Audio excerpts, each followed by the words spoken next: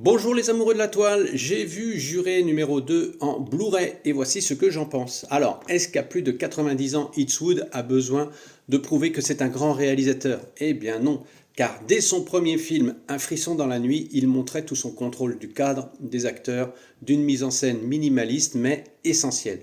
Ici, entre sa première réalisation et ce film, plus de 50 ans ont passé et on retrouve sa marque de fabrique.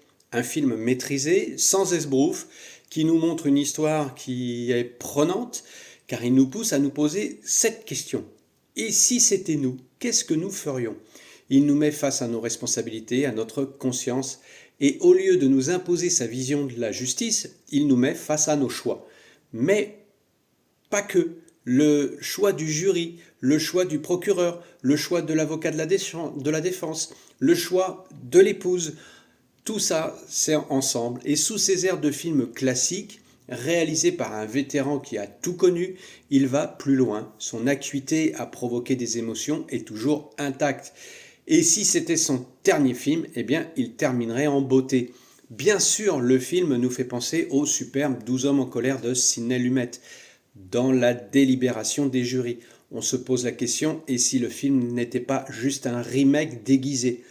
Mais très vite, les enjeux se déplacent et sans esbrouf, en peignant une société simple, réaliste, à la Norman Rockwell, Eastwood, pour son dernier film, nous offre encore une fois une leçon de cinéma. Et beaucoup de réalisateurs devraient s'inspirer de ce style épuré. C'est certain que cela dénote avec les productions Marvel ou DC. Mais voir un film intelligent qui oppose certains cas de conscience, pour une fois, eh bien, ça ne fait pas de mal. Voilà, sur ce, je vous dis à vos lecteurs, bon visionnage, un très bon Eastwood, comme d'habitude, je dirais. Ciao, ciao!